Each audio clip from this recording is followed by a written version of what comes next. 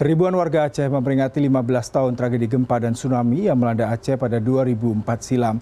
Pemerintah dan masyarakat Aceh melakukan ziarah dan doa bersama ke kuburan massal korban gempa dan tsunami.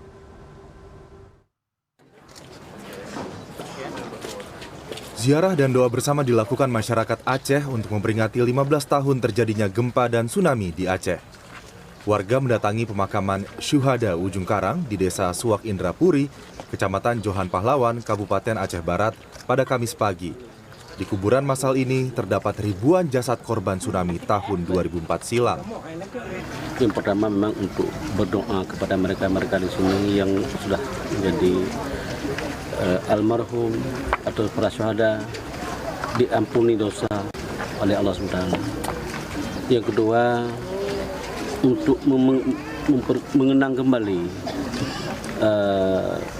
kepada masyarakat luas bahwa musibah tsunami itu atau yang lain-lain itu pasti terjadi kepada manusia.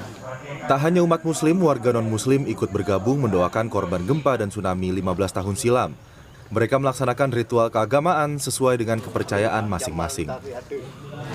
Para korban di sini kan kalau menurut tradisi kami kan biasa kan ada kuburan. Kalau kami biasa tiap bulan 4 itu sembahyang bersihin kuburannya. Tapi ini kan nggak ada. Jadi kami tiap tahun setiap peringatan tsunami datang untuk sembahyang mereka gitu. 15 tahun tiap bulan rutin? Tiap tahun. Saya kan juga korban tsunami dan orang tua saya juga korban tsunami. Sekarang sampai jasanya nggak temukan, jadi kita datang sini untuk sembahyang. Tiap tahun kita? Kita tiap tahun kesini. Dari mana kita? Dari Medan. Dari Medan. Kadang-kadang satu keluarga? Ini kebetulan saya bawa semua keluarga. Semua keluarga. Dalam gempa dan tsunami 2004 lalu, sedikitnya 170.000 orang meninggal dunia dan puluhan ribu bangunan hancur akibat bencana. Supriyadi, Aceh Barat, Aceh.